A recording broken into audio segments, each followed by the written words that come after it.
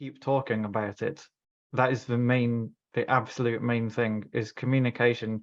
I mean, communication and education are huge problem solvers, but communication can be difficult, especially if it's anything bigger than a really small company. And if it's a small company, it can be resources can be difficult. But in a sort of medium or larger company, you'll often find that there's people there who want to make things accessible because it's the right thing to do. They're developers, they're UX, they're whoever they are, they want to do the right thing. And I would say if you've got people like that, or if you can find people like that in your team, empower them by having them hook up with each other, communicate with each other, giving them the time to communicate with each other, sharing what they've learned.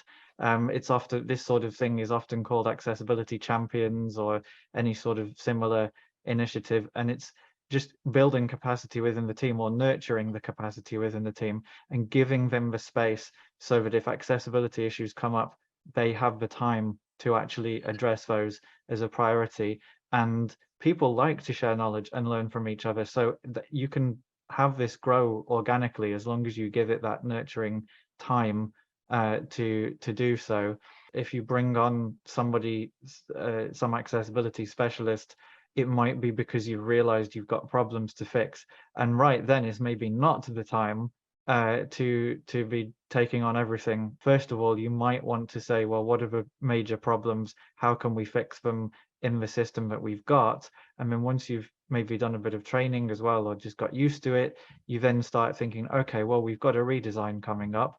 Let's try and incorporate some of this into our redesign, and as things get redesigned, it will become more accessible. That's another thing that you can do to make it more sustainable. But absolutely, it's not usually possible to take anything like all of that on at once. So definitely walk before you run. When you get executive level buy-in, the game changes.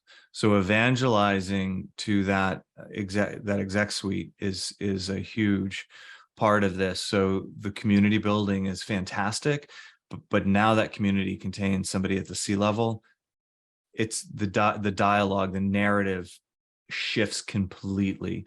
So if your question is really around like, how do I evangelize, or if that's part of what you're thinking, as you ask a question like that, really consider those executives levels as you're evangelizing, and just realize the effect that they can have on that program.